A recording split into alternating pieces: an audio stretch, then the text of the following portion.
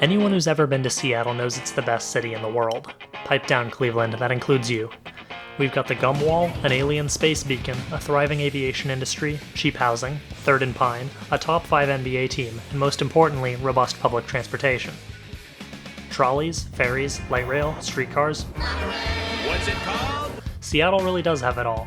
But you know what we don't have? A high-quality bus-based transit system that delivers fast and efficient service that may include dedicated lanes, busways, traffic signal priority, off-board fare payment, elevated platforms, and enhanced stations. Is this seriously the definition of BRT? Despite the impressive and growing RapidRide system, Seattle doesn't have any routes that would generally be considered true bus rapid transit. Well, that all changes with the opening of the new RapidRide G line on Madison Street. Before we get started, I want to throw it out there that I'm posting this video as part of the Classy Whale One-Line Wonders Challenge. Be sure to go check out Classy Whale and the other submissions for this contest, which I'll link somewhere. The G line, not to be confused with the similarly named G line, opened on September 14th, 2024 as the 8th addition to the RapidRide system.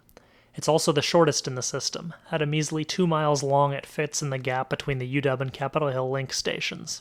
But while the G line might be small in size, it packs a big punch. It's been projected to carry 12,000 daily riders, which would compete for the title of busiest route in the city.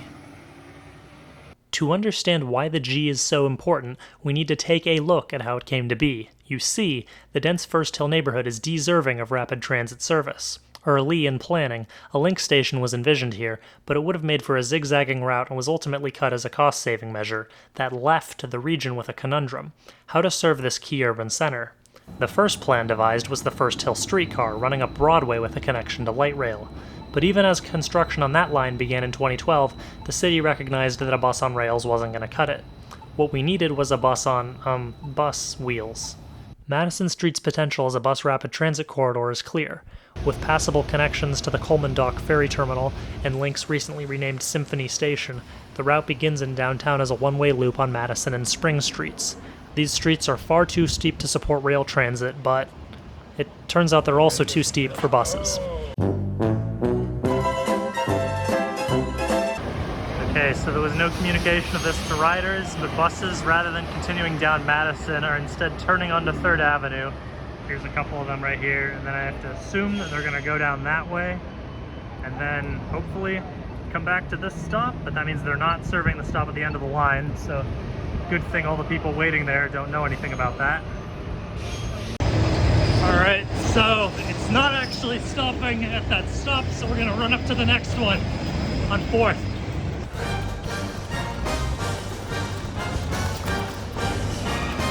Okay, there's our bus. As we board through the rear door, you can see the internal bike racks that have been added to these customized buses. To improve speed and reliability, there are no bike racks on the front of the G-Line buses. I think it goes in the bottom. Surprisingly, the proper way to dock bicycles inside the bus takes up quite a bit of space. After trundling over I-5, Madison runs right through the heart of First Hill, passing by the largest medical centers in the region, Seattle University, and nightlife in Capitol Hill.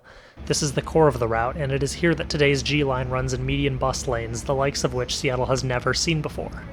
Buses have doors on both sides to allow them to stop at a total of 4 median stations. So we'll take a look at this brand new BRT station. Right in the median of the street. It's probably only about 8 feet wide. This has to fit into a very narrow street. But you've got the fare reader here. These helpful maps are located at every station, showing you just how short the route is. There are also these displays which show when the next buses are arriving. There's designated spots to board, whether you're if you need wheelchair access, front door, or bicycles and other passengers can board through the rear door. So there have been a lot of new improvement projects with the opening of the G line. Not only have these new median stations been added to Madison, but there have also been additions to bike infrastructure, pedestrian infrastructure. A lot of Madison was rebuilt and torn up, so really the improvement works extend beyond just the bus rapid transit line. It's been entire streetscape improvements to be able to fit these bus lanes into a pretty narrow urban street. Past Capitol Hill in the median running, buses briefly swapped to RapidRide's more traditional right-hand bus lanes, then transitioned to mixed traffic running. By this point, the G line is in Madison Valley, north of the historically black Central District of Seattle. An entire urban village has popped up here in recent years.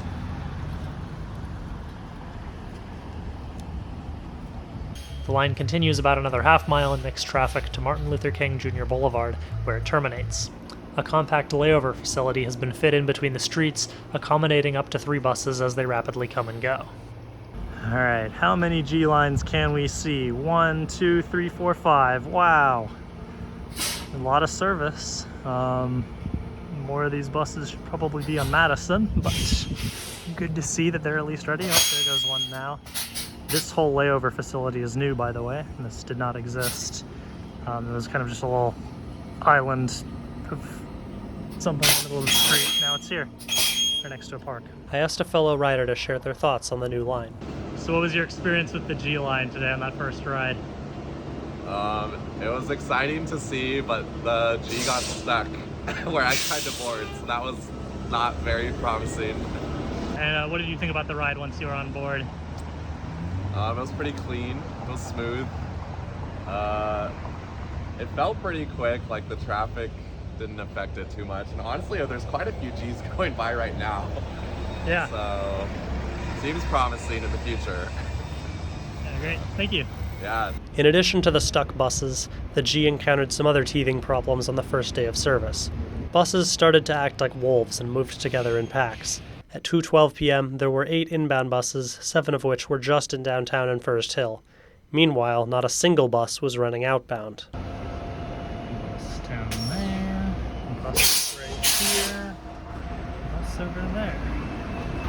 That bus has been sitting there for at least 3 minutes. So I think schedule adherence has gotten so bad that they've just started deadheading buses back to Madison Valley. These are both just assigned as to terminal. So I don't even think that these are real runs. But hopefully that'll fix what's happening to the schedule right now. There were also some opening day festivities going on in Madison Valley, though by the time I got there, they were packing up due to the rain.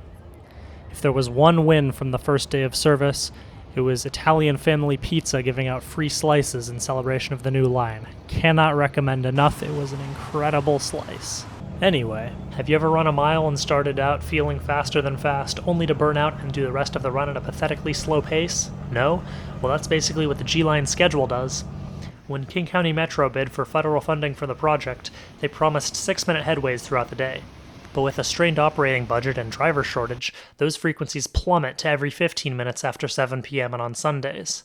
Nearby routes through Capitol Hill, including routes 10, 11, 12, and 49, have had their frequencies reduced with the opening of the G line, though they have also been rerouted to increase service along overlapping segments and better complement the BRT corridor. Additionally, Route 60 through First Hill is seeing boosted service. I spoke to another rider regarding these changes. Okay, so what bus routes in the area do you normally take? So normally the 8 and the 10, sometimes the 43, but it's not as regular as the 8 and 10. So to the light rail, right? Yeah, okay, just and to then, connect to it. Yeah, because that's the way they've set it up, right? Yeah. And with this change, is it easier or harder for you to use the buses in this area? Well, the 10 is just going back to the way it used to be. Okay, before this opened, Right. yeah. Before it opened, I'm fine. I think that's a good thing.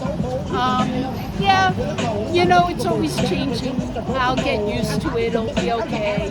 It will take time to adjust.